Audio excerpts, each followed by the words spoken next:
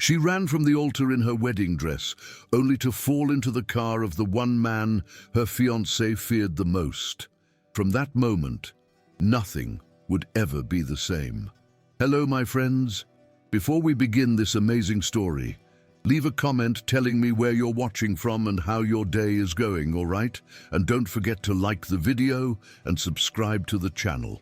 The suffocating scent of lilies, a scent she had once associated with joyous beginnings, now a cloying harbinger of endings, mingled with the metallic tang of pure, unadulterated panic, creating a nauseating cocktail in the back of Ilara Vance's throat.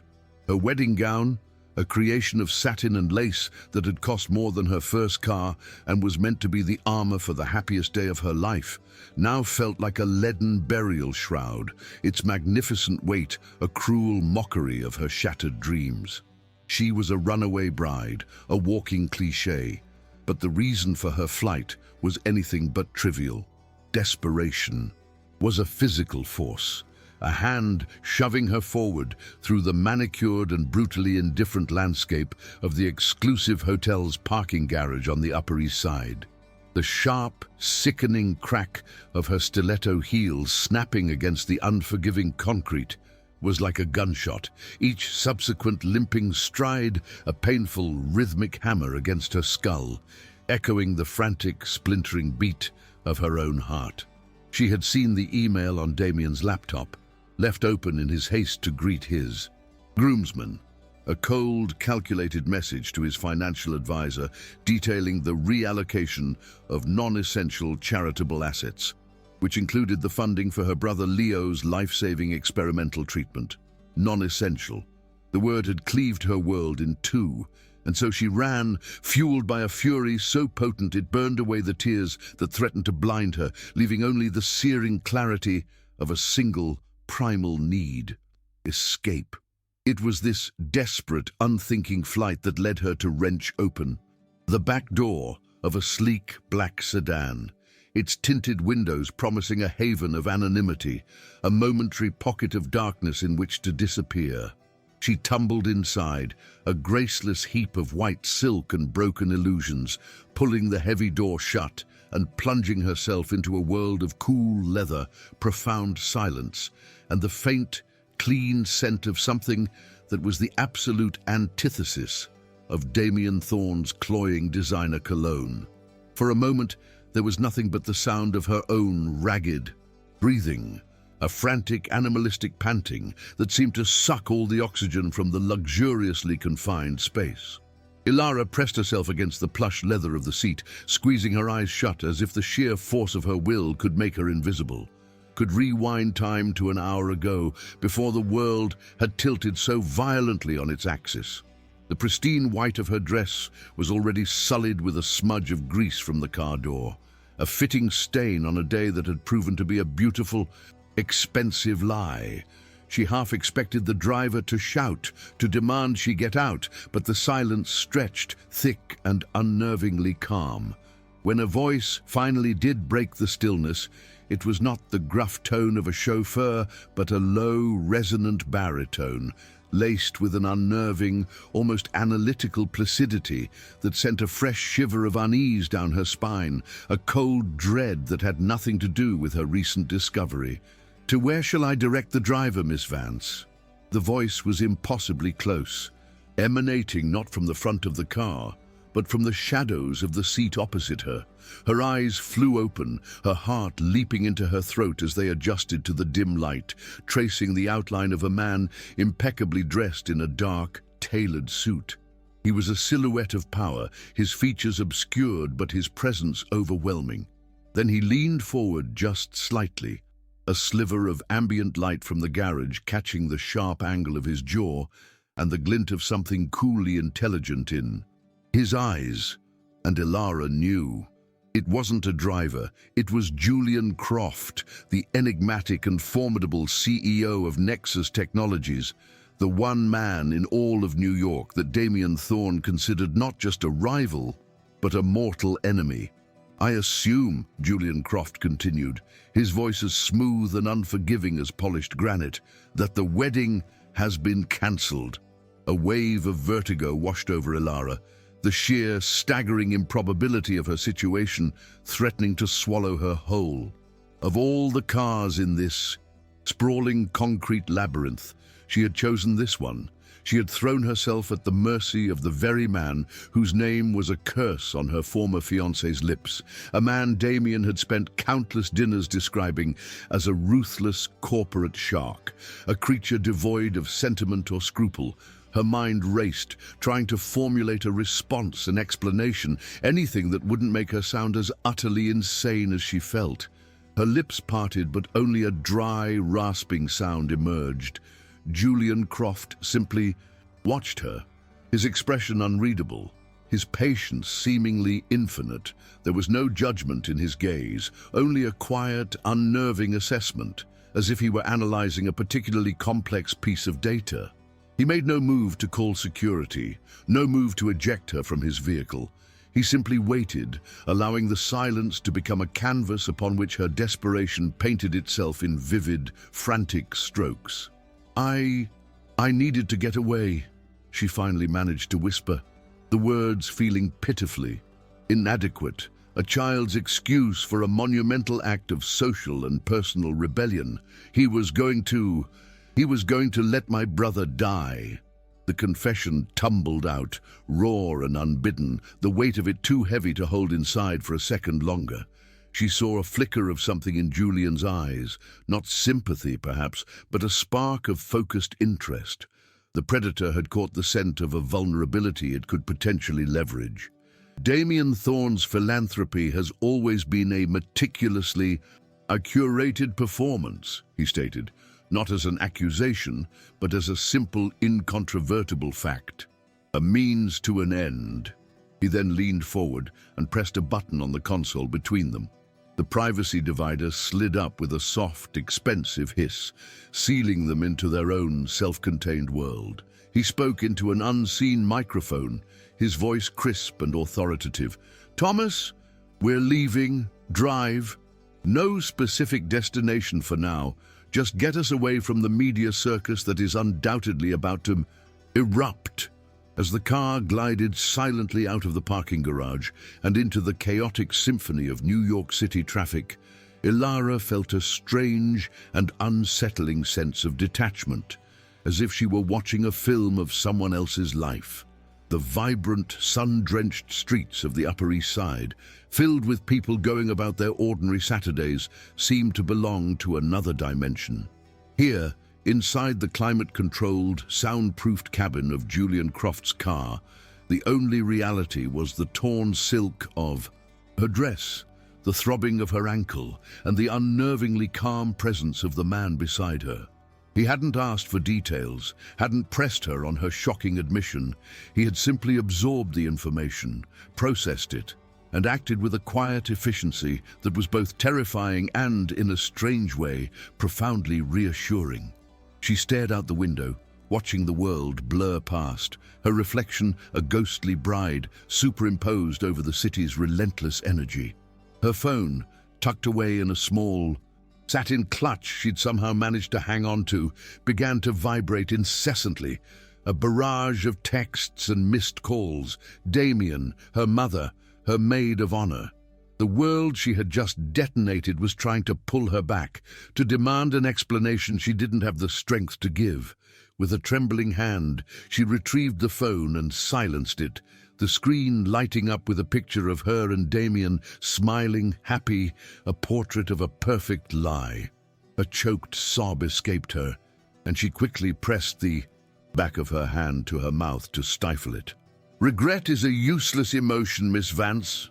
Julian's voice cut through her turmoil, sharp and precise. "It alters nothing. The only pertinent question now is what you intend to do next." She turned to look at him, truly look at him for the first time. He was handsome, but not in the polished, preening way Damien was. His was a more severe structural beauty, all sharp lines and intelligent angles, with dark eyes that seemed to see everything and reveal nothing. "I don't know," she confessed, her voice thick with unshed tears. "My brother, he needs this treatment. It's experimental, it's expensive, it's everything." Just as the words left her lips, her phone buzzed again, this time with a text from her mother. It wasn't a question or a demand, but a forwarded email from the hospital's billing department, a cold clinical PDF attachment. With a sense of dread, Ilara opened it. The numbers swam before her eyes, a dizzying array of medical codes and charges that culminated in a final soul-crushing figure: $1 million. It was an impossible sum, a mountain of debt so high it blotted out the sun. The air left her lungs in a rush, the last vestiges of her composure crumbling into dust. The sound that escaped her was a soft, wounded gasp, the sound of hope dying. She must have made the sound aloud, because Julian Croft's gaze shifted from the tablet he'd been silently observing to her face, then down to the glowing screen of her phone. He didn't need to see the exact number to understand the magnitude of the devastation written across her features. He had a way of absorbing the emotional temperature of a room, or in this case a car, with the same dispassionate accuracy as a thermostat. He said nothing for a long moment, his mind working, connecting dots, assessing variables, calculating risks and rewards. Ilara could almost feel the whirring of the gears behind those inscrutable dark eyes. She was a problem, a piece of chaos that had fallen into his orderly world. But she was also something else. She was a weapon, a unique, beautifully timed, emotionally charged weapon that he could potentially aim directly at the heart of Damien Thorne's empire. The silence in the car became charged, humming with unspoken possibilities. Ilara was drowning, and she knew it. She was out of options, out of time, and out of hope. So when Julian Croft finally spoke again, his voice was not that of a savior, but of a strategist identifying the perfect, unexpected move in a high-stakes game. "I have a proposition for you, Miss Vance," he began, his tone even and devoid of any discernible emotion. "It is unconventional, and it will require a certain performance. But if you agree to my terms, the $1 million figure on that screen will no longer be your concern." Ilara's head snapped up, her tear-filled eyes wide with a mixture of disbelief and suspicion. She stared at him, trying to decipher the angle, the hidden clause, the inevitable trap that lay beneath such an incredible offer. Men like Julian Croft, men who moved mountains of money and power with the flick of a wrist, did not engage in acts of charity. Every gesture was a transaction, every offer a calculated investment. What kind of proposition?" she asked, her voice barely a whisper, afraid that giving the question sound would somehow solidify its terrifying implications. Julian set his tablet aside, giving her his full, undivided attention. It was an intense and unnerving experience, like being fixed in the sights of a powerful microscope. Damien Thorne's media company is attempting a hostile takeover of a key tech firm I intend to acquire. It's a battle being fought not just in the boardroom, but in the press. Public perception is a critical asset, and at the moment my investors are growing skittish. They see me as a brilliant but volatile leader, too focused, too solitary. They want stability. They want to see a man with a future, a man who is settled. He paused, letting the words hang in the air, each one carefully chosen, meticulously placed. "He took your brother's future. You just took his. You humiliated him in the most public way imaginable. The press will be a feeding frenzy. He will paint you as unhinged, as a gold digger, as anything he can to salvage his own ego and reputation. You will be ruined." He stated it all so matter-of-factly, a clinical diagnosis of her impending social execution. "Or," he continued, a subtle shift in his tone, "you can rewrite the narrative with me." The unspoken offer finally took shape in the space between them, audacious and terrifying. "You want me to, what? Be your girlfriend?" The question sounded absurd, like a line from a bad movie.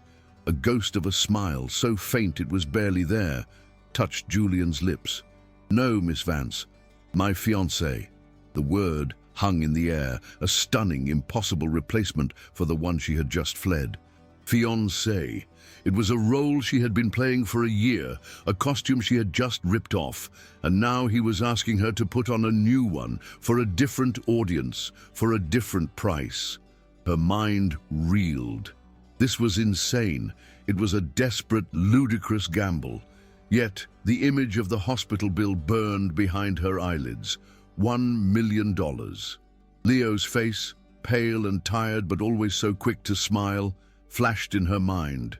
He was the only thing that mattered, the one pure and unwavering constant in her life. This man, this cold, calculating stranger, was offering her the one thing she needed above all else, a way to save him. She had to know the terms. "What are the rules?" she asked, her voice gaining a sliver of strength, the pragmatism of survival kicking in. If she was going to sell a piece of her life, she needed to know the exact cost. Julian seemed to approve of the question, giving a slight, almost imperceptible nod. This, he understood. This was a negotiation. "The terms are simple and absolute," he said, his voice dropping into a business-like cadence. 1. In public, we are a devoted, loving couple, brought together by a whirlwind romance in the wake of your timely escape from a disastrous mistake. 2. In private, our relationship is strictly professional. We are business partners, nothing more. There will be no unagreed-upon physical contact. He paused, his eyes locking onto hers, daring her to challenge him. 3. You will have complete and total autonomy over every decision regarding your brother's medical care. The funds will be transferred to a trust under your exclusive control. I will not interfere. 4. We will not ask questions about each other's personal lives, pasts, or private affairs. Our history begins today. The contract will be for a period of 6 months. At the end of that term, we will announce an amicable separation. The deal will be concluded, and you will be free. In return for your performance, I will ensure your brother receives the best medical care money can buy. It was a devil's bargain, a meticulously crafted contract, trading her dignity for her brother's life. He was offering her a gilded cage, a performance in exchange for a miracle. Every instinct screamed at her to refuse, to run again, to find another way. But there was no other way. She had exhausted every option, every loan application, every charitable foundation. The million-dollar treatment was a fantasy she had been chasing for months, and now it was being laid at her feet, tied with the cold, hard strings of a corporate strategy.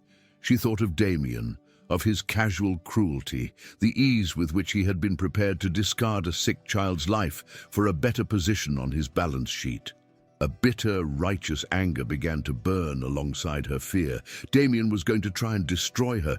This deal wasn't just about saving Leo. It was about survival. It was a shield. By aligning herself with Julian Croft, she was stepping under the protection of the only man Damien truly feared. The war was coming whether she wanted it to or not. At least this way, she could choose her side. She took a deep breath, the scent of expensive leather and Julian's quiet, powerful presence filling her lungs. She was no longer just a florist, a sister, a jilted bride. She was a soldier in a war she didn't start, and she had just been handed her armor. "Okay," she said, her voice small but steady, a single word that would irrevocably alter the course of her life. "I'll do it." Julian Croft's expression did not change, but she saw a new light in his eyes, the deep, satisfying gleam of a plan clicking perfectly into place. He picked up his tablet, and with a few swift taps, a document appeared on the screen, a legal agreement already drafted.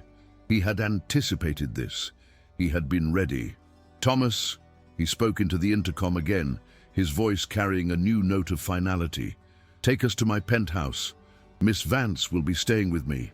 The drive to his residence in a towering skyscraper overlooking Central Park was a silent, surreal journey. Ilara felt as if she had stepped out of her own body, watching from a distance as this stranger, this girl in a ruined wedding dress, agreed to a life of intricate deception. The city's familiar landmarks seemed alien, part of a world to which she no longer belonged. When they arrived, they were whisked through a private entrance and into a dedicated elevator that opened directly into his home. The penthouse was breathtaking and completely sterile. It was a monument to minimalist precision, a sprawling space of polished concrete floors, floor-to-ceiling glass walls, and stark, modern furniture in shades of black, white, and grey. There wasn't a single photograph, not a stray book, not a speck of dust. It was less a home than a headquarters, a place designed for efficiency, not comfort.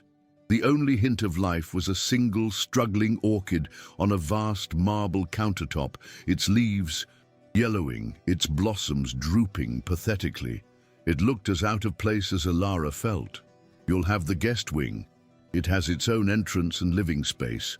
We will maintain separate quarters, of course," Julian stated, his voice echoing slightly in the cavernous room. He was already in business mode, pointing out the features of her new prison as if he were a real estate agent. He handed her a sleek, impossibly thin tablet. "This contains a preliminary file on me, publicly known facts, career, highlights, a list of my business associates and my preferred charities. You'll need to be familiar with it. I've also had a wardrobe ordered for you. It should be arriving shortly. We have our first public appearance tomorrow evening, a charity gala at the Met. Tomorrow." The speed of it all was dizzying. She had no time to think, to grieve the life she had lost just hours ago. She was being reprogrammed, reformatted to fit the role of Julian Croft's fiancé. He walked over to the immense window, his back to her as he looked out over the sprawling green of the park and the glittering city beyond. He was the king of this sterile glass castle.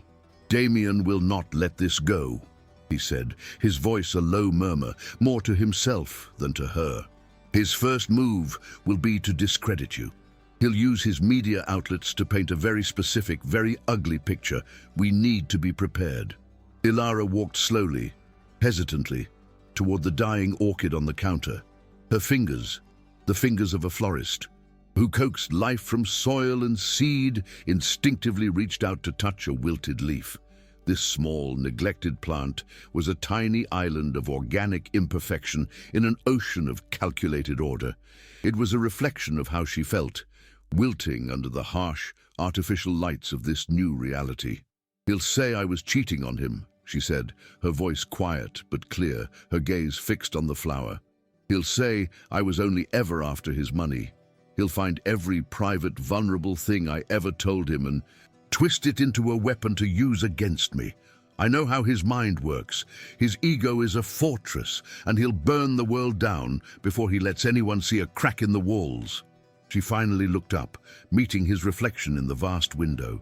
For the first time, she saw not just a strategist, but a man who understood the nature of the enemy they shared. "He won't be expecting us to fight back with the truth." Julian turned from the window, a flicker of genuine surprise in his eyes. "The truth is a messy, unreliable weapon, Miss Vance." She managed a small, sad smile, her fingers gently stroking the orchid stem. "My name is Ilara," she corrected him softly. "And right now, messiness might be the only weapon I have. Your world is all sharp edges and clean lines, Mr. Croft. Damien won't know how to fight in the dirt, but I'm learning." Julian regarded her for a long, silent moment, a new level of assessment in his gaze. He had expected a victim, a pawn he could easily maneuver. He had not expected a partner, however reluctant, who already understood the psychology of their shared adversary. This complicated things, but it also made them infinitely more interesting. He had acquired an asset that was proving to be more valuable than he had initially calculated. "Very well, Ilara," he conceded, the use of her first name a subtle but significant shift in their dynamic. "We will need a story, a plausible, compelling narrative for our whirlwind romance." He gestured towards a sitting area with two severe-looking but likely priceless armchairs. "Let's begin there. Tell me, how did we meet?" Ilara looked from the cold, uninviting chairs to the dying plant in her hands. The first rule of their contract was no personal questions, but building a believable lie required a foundation of sorts. She was about to step onto a global stage and perform the role of a lifetime. The first seeds of their public story needed to be planted now, in this cold, empty room.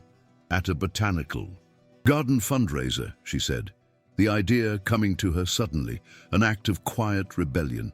You were a reluctant donor, and I was the event florist. I told you that your company's headquarters needed more life, that a man can't innovate in a sterile box. You were intrigued. She was inventing a memory, creating a past for them that was rooted in her world, not his. She was bringing a bit of her garden into his concrete fortress. Julian's lips quirked in that same ghost of a smile. Intrigued, he repeated, testing the word. That's a good start, plausible. It establishes a narrative of you challenging me, of you seeing something beyond the CEO. The media will find that compelling. He was already seeing the angles, the strategic value in her small fiction. For Ilara, however, it was more than strategy. It was about holding on to a piece of herself, ensuring that in this grand deception, she wouldn't completely disappear. She was a florist. She nurtured life. And as she stood there, in a torn wedding dress in a billionaire's sterile penthouse, holding a dying orchid, she made a silent vow. She would save her brother. She would survive this ridiculous contract. And maybe, just maybe, she would find a way to make something beautiful grow in the most barren soil imaginable. The first transaction was completed with a chilling lack of ceremony. While Ilara stood numbly in the guest suite, a space larger and more opulently empty than her entire apartment, Julian appeared at the doorway, holding out the tablet from before. On the screen was a bank transfer confirmation. A 7-figure sum had been moved into a newly created trust account bearing the name the Leo Vance Medical Fund. It was done. The deal was sealed not with a handshake, but with the cold, impersonal glow of a digital receipt. A profound wave of relief washed over her, so powerful it made her knees weak. It was real. Leo was safe. The money was there.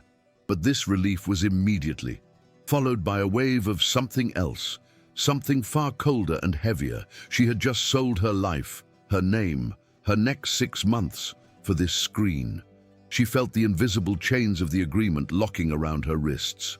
"Thank you," she whispered, the words feeling utterly inadequate for the magnitude of what he had just done. Julian simply gave a curt nod, his expression revealing nothing of what he thought of the transaction. "The legal paperwork will be ready for your signature in the morning," he said. "My lawyers are thorough. It will protect us both." He turned to leave, but paused in the doorway. "There is one more thing. Damien will undoubtedly have you followed. Your apartment and your flower shop are no longer safe. I've had your personal effects packed and moved here. They should be in the closet. The shop will be secured by my team. For the duration of our agreement, you will not go anywhere without security." The finality of his words struck her like a physical blow. He hadn't just bought her time, he had bought her entire existence. He had severed her from her old life with surgical precision, isolating her within the gilded walls of his world. She was his now, in every way that mattered publicly. As he walked away, his footsteps silent on the polished floor, Ilara sank onto the edge of the enormous, uninviting bed, the torn satin of her dress pooling around her like a puddle of spilled milk. She was no longer just a runaway bride. She was a captive, a performer, a secret business partner to her ex-fiancé's greatest enemy, and the curtain was set to rise tomorrow night. The quiet hum of the penthouse on Sunday morning was a world away from the chaotic cacophony of yesterday. The luxury apartment, with its vast, impersonal spaces and its sterile perfection, was now her gilded cage. Ilara awoke to find an entire wardrobe of clothes laid out on the bed in her new guest suite, not just designer dresses, but tailored slacks, cashmere sweaters in neutral shades, and silk blouses that felt foreign against her skin. Julian had not simply bought her, he had bought the performance, and a performer required the right costume. The diamond necklace that sat in a black velvet box on the nightstand was a beautiful, cold, and heavy reminder of the transactional nature of their arrangement, and the small, sleek black tablet with the assistant badge that lay beside it felt like an electronic leash.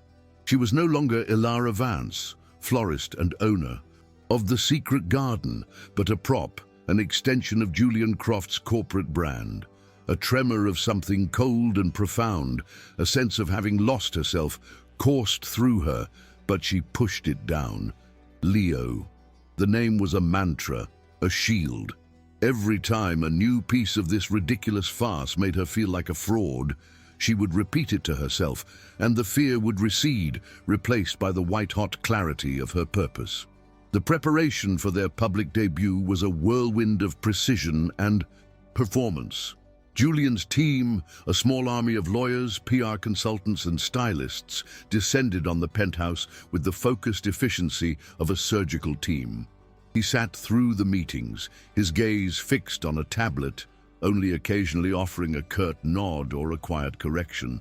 But every single person in the room seemed to hang on his every word. Ilara was a silent observer, absorbing the rules of this new world. She listened as they crafted their story. A meeting at a botanical garden fundraiser, a whirlwind romance after an unfortuitous meeting, the shocking betrayal of her ex-fiancé, and finally, a secret engagement. "It has to be believable," the head PR consultant stated, looking at Ilara as if she were a new product line. "The public loves a good fairy tale, especially one with a villain." The word villain was spoken with a thinly veiled smirk, and it was clear who they believed the true villain to be.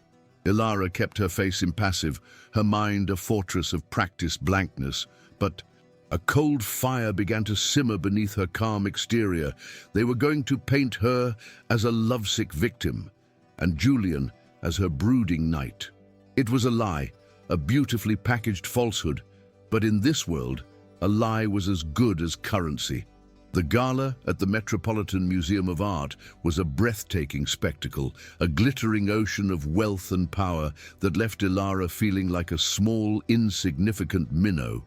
The air was thick with the scent of expensive perfume and the low murmur of 1,000 private conversations.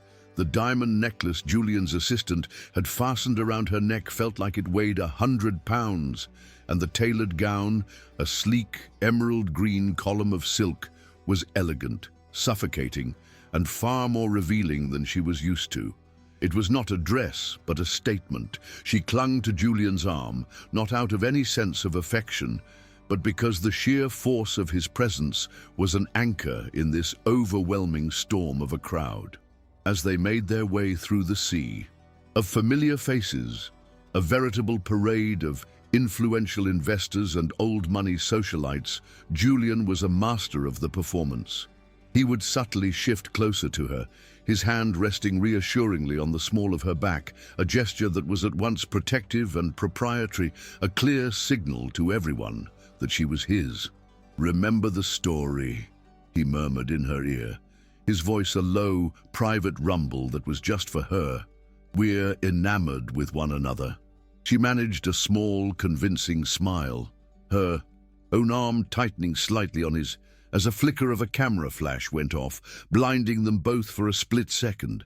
The night progressed in a blur of forced smiles and carefully curated conversations.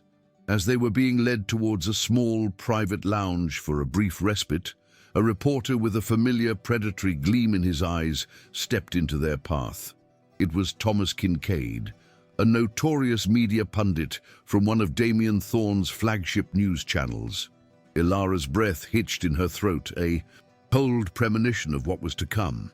Kincaid, microphone in hand, smiled a wolfish smile, his eyes fixed on Ilara. "Mr. Croft, a quick word, if you please. The tabloids are buzzing with rumors about your new relationship, a surprise engagement, no less. But the question on everyone's mind is, isn't Miss Vance the same woman who was just hours away from marrying your bitter rival, Damien Thorne?" He had gone straight for the jugular, and a wave of heat flushed through Ilara's cheeks as she felt. The eyes of the entire room turned to them. Julian's grip on her arm tightened, his public persona not cracking for an instant, but she felt the steel of his control beneath the practiced calm. He opened his mouth to deliver a well-rehearsed line about finding love in the most unexpected of places, but Kincaid, like the shark he was, didn't give him the chance. "Is it true, Miss Vance, that you left a heartbroken Mr. Thorne at the altar to jump into the arms of the man who just so happens to be his greatest corporate enemy?" The question was not just an attack, it was a character assassination, a venomous twist of the knife. He was painting her as a gold digger, a woman who had simply traded one powerful man for a more powerful one. The accusation, though ludicrous, still stung. For a brief, terrifying moment, Ilara felt the old fear of being exposed, of being seen as less than she was. Her hand, which had been resting lightly on Julian's arm, instinctively went to the necklace at her throat, a nervous gesture she'd done 1,000 times. Julian, seeing the moment of vulnerability, reacted instantly and without a moment's hesitation, but his response was not from the script. He moved in closer, his body shielding her from the predatory reporter, and without a word, he cupped her face and did something completely unplanned, completely against the rules of their contract. He kissed her. It was not a gentle or romantic kiss, but a firm, possessive, and deeply strategic one. It was a statement, a full, public, and undeniable act of ownership. His lips, cool and precise, pressed against hers with a finality that was both shocking and electrifying. It was an impossible fusion of a moment of genuine, protective intent and the cold, unyielding logic of a strategic maneuver. It was a kiss that broke all their unspoken rules, a gesture that was meant to be a shutdown, a deflection, but which, in that one electric second, did something else entirely. As he pulled away, he looked directly into the camera. "I believe that answers your question, Mr. Kincaid. We're very happy," he said, his voice carrying the calm, absolute authority of a man who owned the very air he breathed. But the damage had been done. The cameras had captured the moment, the stolen kiss, and Julian had just handed Damien Thorne the ultimate weapon. The moment Julian's lips touched hers, a current of pure, unadulterated shock coursed through Ilara's body, a dizzying jolt that had nothing to do with romance and everything to do with the total and utter shattering of their agreement. She was a business partner, not a lover to be kissed in public. As he pulled away, she felt a profound sense of violation, but beneath that, a tingling, unbidden awareness of his presence, the scent of his cologne, the warmth of his hands on her face, and the undeniable fact that a line had been crossed, a boundary had been irrevocably breached. She stared at him, her eyes wide with a mixture of anger and confusion, but his expression was impassive, unreadable. He had done it, not out of passion, but out of cold calculation, and she was left to deal with the consequences. "That was not in the contract," she whispered furiously the moment they were out of earshot and sequestered into the private lounge. Julian poured them both a glass of water, his hands steady, as if he hadn't just single-handedly ignited a global media firestorm. "It was a necessary course correction," he stated, his voice a calm antithesis to her building rage.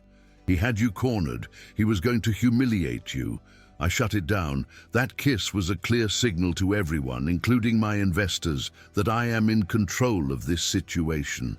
It changes the narrative from one of a bitter, jilted lover to a powerful man publicly claiming what is his. It sends a message to Damien that I am not playing games. Now the media will focus on the romance, not the rumors." His cold logic was infuriating. "You used me," she said, a voice shaking with a fury that felt hot and uncontrollable, a wild, chaotic thing in this perfectly ordered room.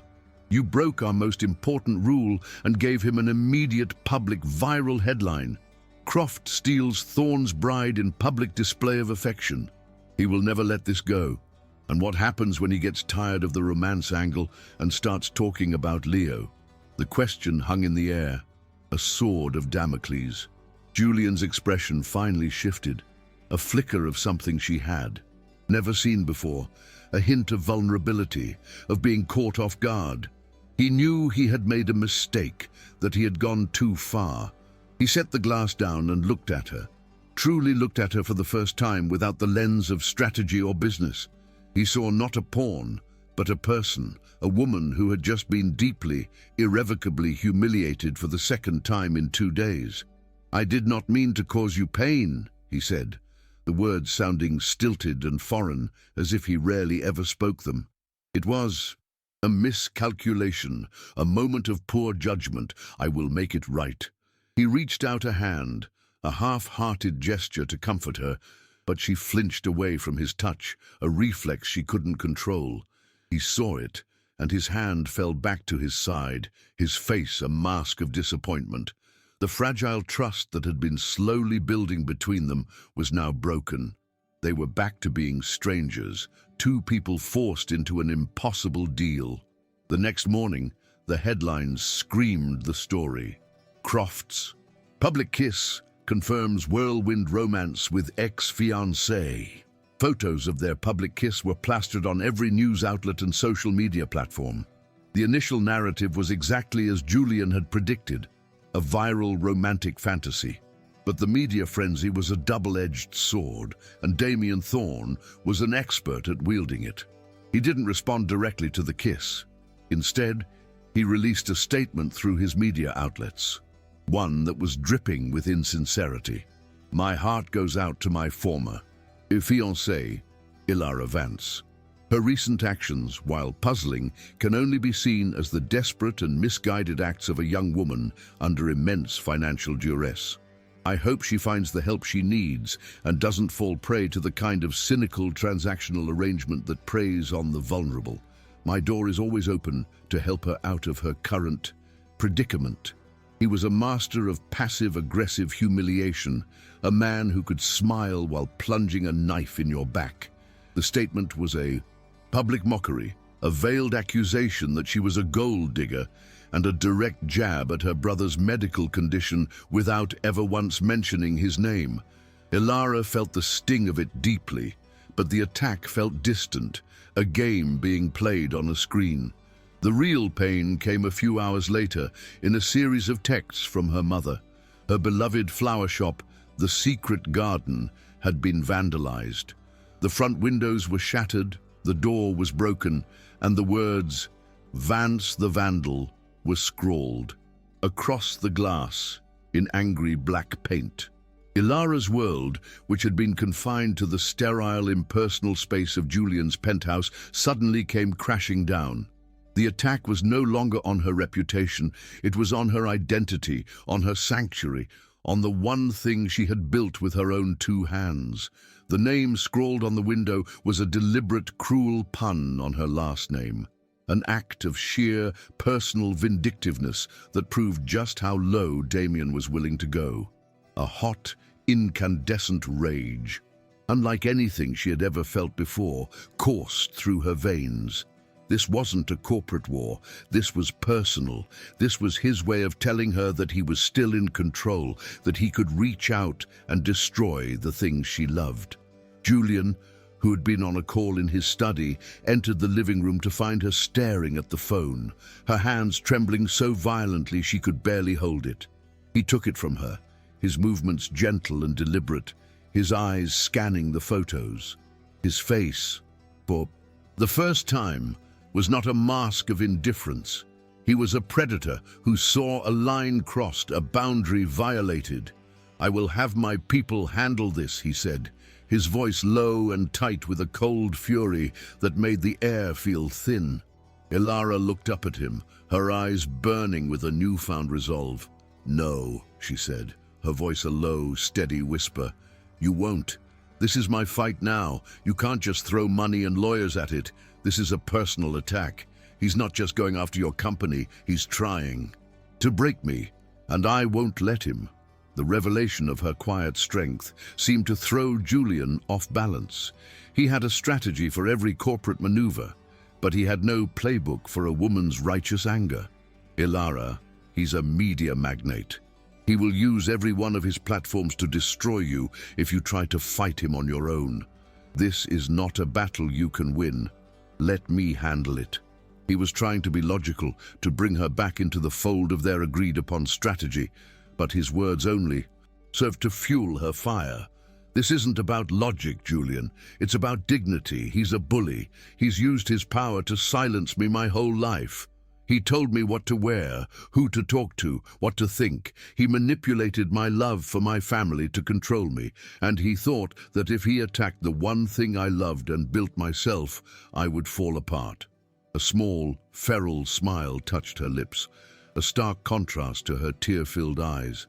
He was wrong. He just gave me the one thing I needed to fight back. He showed me exactly what he's capable of. I won't be a victim anymore. I'm going to take this fight back to him. I know his weaknesses, his vulnerabilities. I know what he fears more than anything else, being seen as anything less than perfect. She walked over to the windows, her gaze fixed on the endless expanse of the city below. He's not expecting a real war. He's expecting a corporate chess game, but he's about to find out what it's like to fight against someone who has nothing left to lose. I'm going to use his own game against him. You've given me the shield, Julian. Now I'm going to learn how to use the sword. Julian watched her, an intricate and surprising sense of admiration building in his chest. She was no longer just the woman in a torn wedding dress he had rescued from a parking garage. She was a force of nature. He had provided the foundation for her strength, but she had found it within herself. Her plan was audacious and terrifyingly brilliant. It was also incredibly reckless, a high-stakes gamble that could destroy them both. He wanted to tell her to stay put, to let him handle it, to keep her safe within his sterile fortress. But he knew those words would be futile. He could see the spark in her eyes, the same spark that had led her to challenge him on that first night, to try and bring life back to a dying orchid. She was not a damsel in distress. She was a warrior who had just been given a reason to fight. He felt a profound sense of pride, a feeling so foreign and unexpected it was almost painful. He had a choice to make. He could try to control her, to force her to conform to the contract, and in doing so, break her spirit. Or he could stand beside her and help her fight. The decision was not a logical one. It was a choice rooted in something far more chaotic and unpredictable, the strange, burgeoning affection he felt for this fiercely independent woman who had so effortlessly brought color and chaos into his monochromatic life. The next few weeks were a blur of intense, high-stakes planning in Julian's war room, a secure bunker beneath the Nexus building. Ilara, now no longer a passive passenger in this journey, was a central player. She was Julian's secret weapon, his informant, the one person who knew Damien's weaknesses better than anyone. They sat across a large, high-tech screen, going over every detail of Damien's public life, his private history, every carefully constructed lie he had built his empire on. The more she spoke of him, the more she revealed his deepest fears and insecurities, the more Julian understood the man he was fighting. She was not just a florist with a broken heart. She was an analyst, an expert in human motivation, an intuitive reader of a man's soul. And in the process, as they worked side by side, as they fought this common enemy, the lines between their business transaction and something else, something far more complicated, began to irrevocably blur. Late nights turned into early mornings, fueled by cold coffee and a shared sense of purpose. They talked not just of strategy, but of their pasts, of their lives, and of the things they had lost. Julian, the man who had seen everything as a transaction, found himself sharing stories of his own childhood, of his deep-seated fear of chaos, and of a world where emotion was a liability. Ilara, in turn, found herself opening up about her love for her family, for her brother, and for her quiet, beautiful life in her small flower shop, a life that felt a world away. One evening, after another day of intense planning, Ilara walked into the living room to find a large cardboard box sitting on the coffee table. She looked at Julian, a silent question in her eyes. "It's from your old place," he said, his voice oddly soft. "I had my team retrieve some of your things for you, the things that mattered." She opened the box with a feeling of trepidation, and tears immediately sprang to her eyes.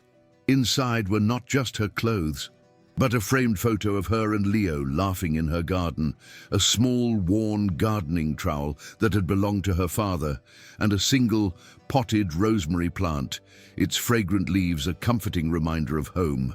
Julian had not just salvaged her things. He had salvaged her memories, the physical pieces of a life she thought she had lost. He had not just seen a business partner, he had seen a person who needed a piece of her past to carry with her into her uncertain future. He had broken another of their rules, the one about not getting personal, but this time she didn't mind. This time the breach was a gift.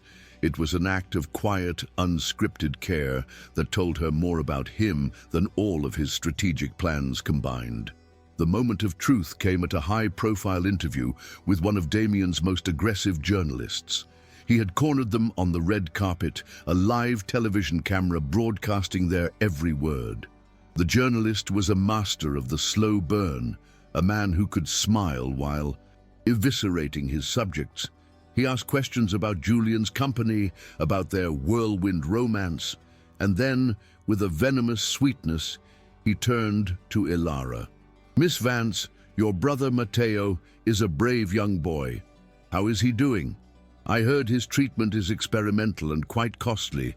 Is it true that Mr. Croft's charity work is the reason you're with him?" It was the ultimate public humiliation, a deliberate attempt to expose the vulnerability she had fought so hard to protect. Ilara's heart froze. Julian's hand, which had been resting at the small of her back, tensed. It was a clear violation of a line they had both agreed not to cross. He had just weaponized a sick child's illness to win a corporate war. The air seemed to be sucked out of the room.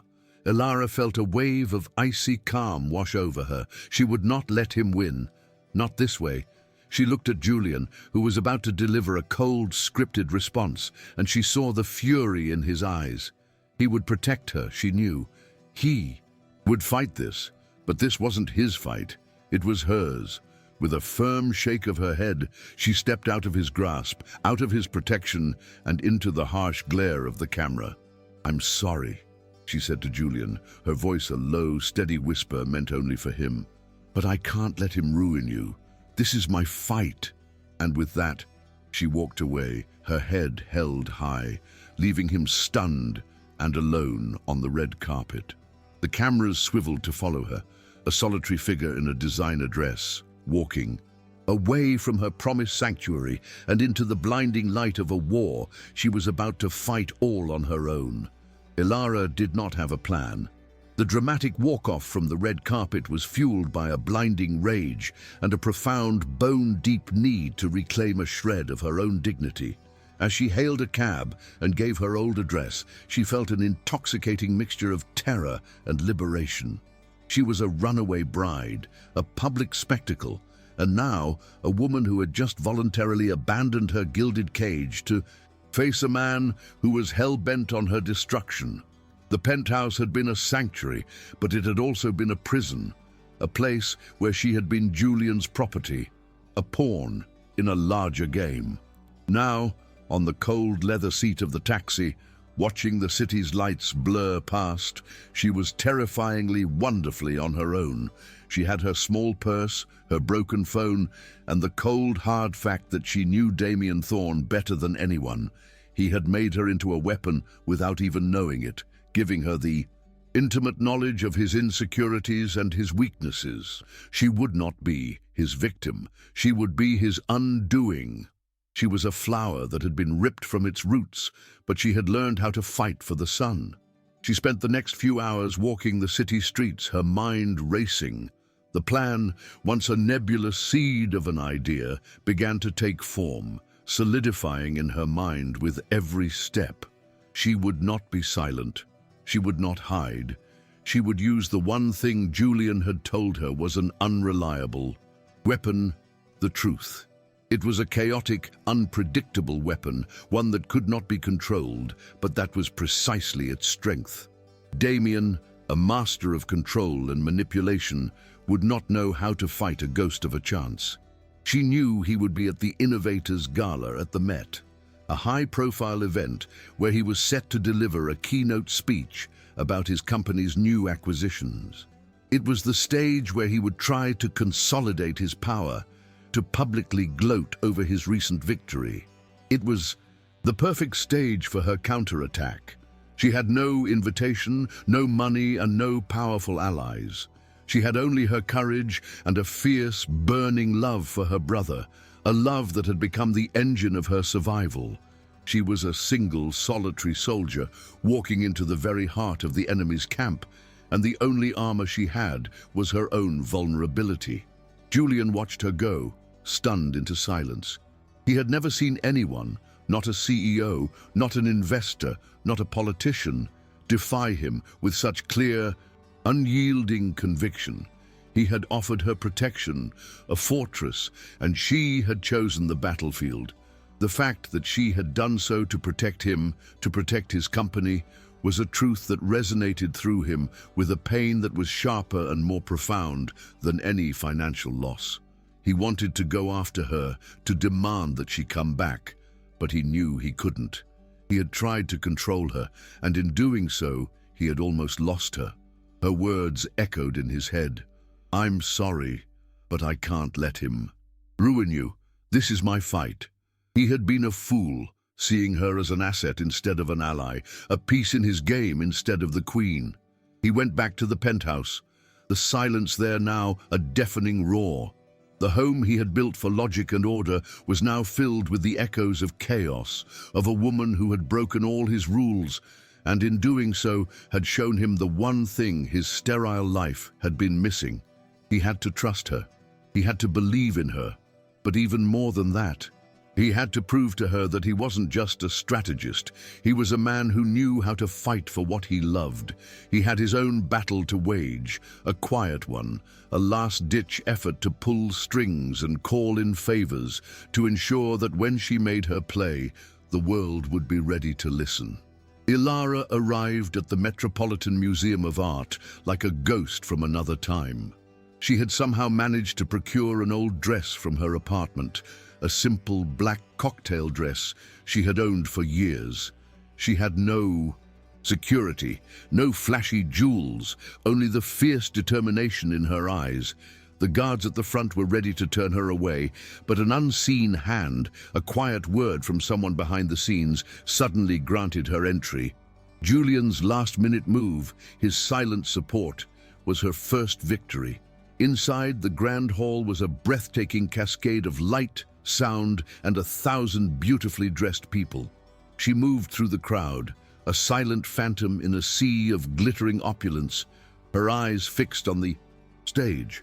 Damien Thorne stood there, a charismatic, confident figure basking in the glow of the cameras. He was holding court, a microphone in his hand, a smug, self-satisfied smile on his face as he announced a new acquisition, a strategic move that would further solidify his power. "And I'd like to personally thank my investors and my board for their faith," he was saying, his voice a honeyed mix of false modesty and pure arrogance. "In a world of rumor and speculation, we have proved that integrity and control are the only things that truly matter." That was the moment. That was her cue. Ilara walked toward the stage, her stride unwavering, the sound of her steps swallowed by the crowd's noise. The closer she got, the more people noticed her, a flicker of recognition passing through the crowd like a wave. "Isn't that?" she heard a woman whisper. As she neared the stage, the security detail began to move towards her, but she moved faster, her heart pounding a frantic rhythm of courage and terror.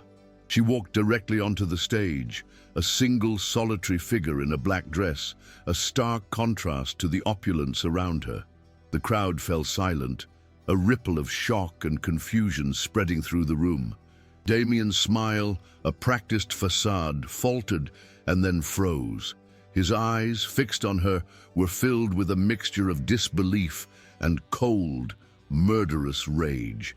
He was about to order her removed, to humiliate her in front of his peers, but before he could speak, Ilara snatched a microphone from a bewildered sound technician.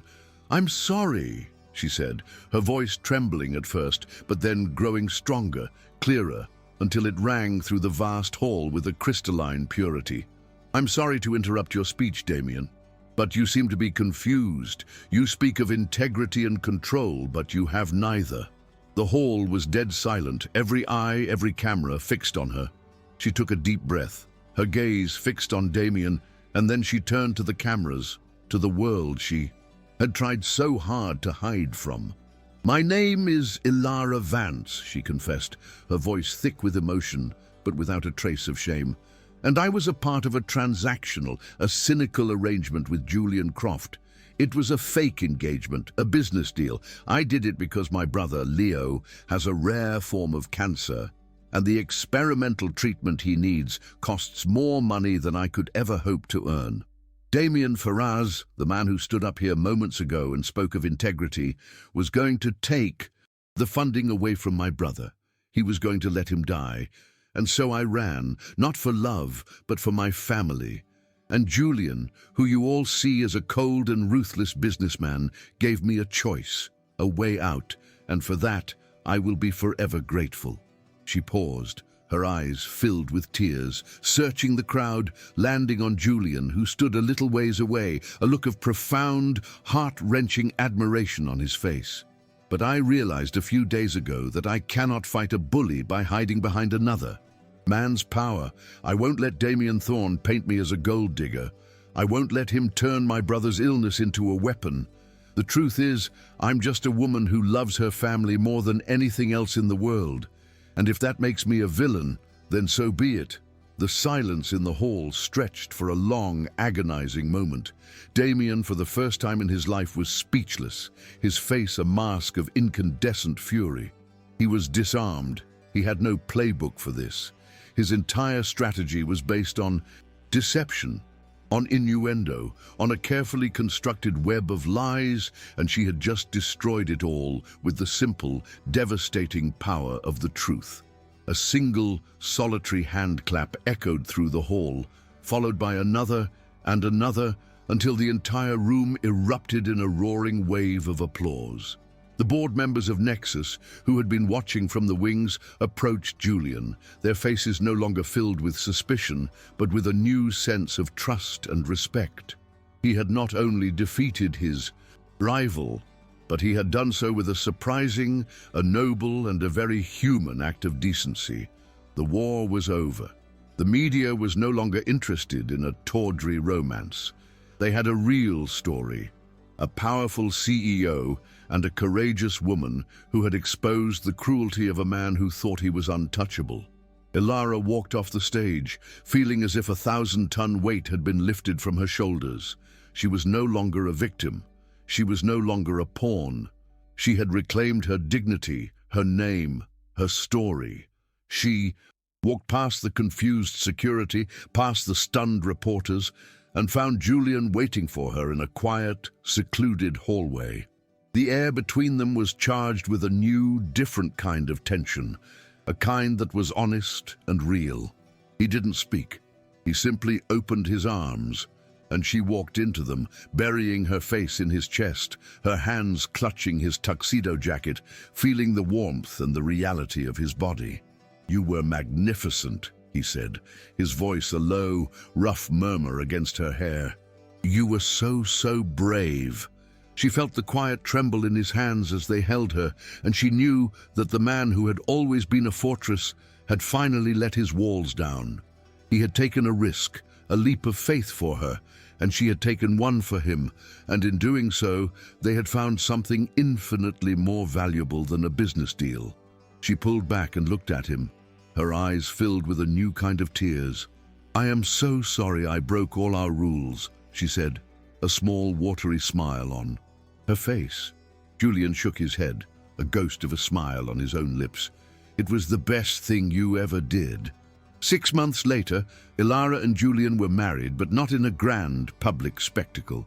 It was a small, intimate ceremony at Julian's penthouse, filled with the warmth of family and close friends. The sterile, monochromatic space had been transformed by Ilara, now his full partner in life and in a new, more meaningful venture. Plants, vibrant and green, were everywhere. The wilting orchid, from that first day, was now thriving, a testament to her care and to the power of a life once neglected and now nurtured. The apartment was no longer a headquarters, but a home, filled with the chaotic, joyful energy of a life that was finally real. Leo was healthy, his cancer in remission, and he spent his days happily playing in the park that was now visible from Julian's windows, a bright, shining symbol of a second chance. The foundation they had started, the Vance and Croft Foundation, was now their most important project, a charitable organization that provided funding for families with children suffering from rare diseases, ensuring that no one would ever have to make the terrible bargain Ilara once did.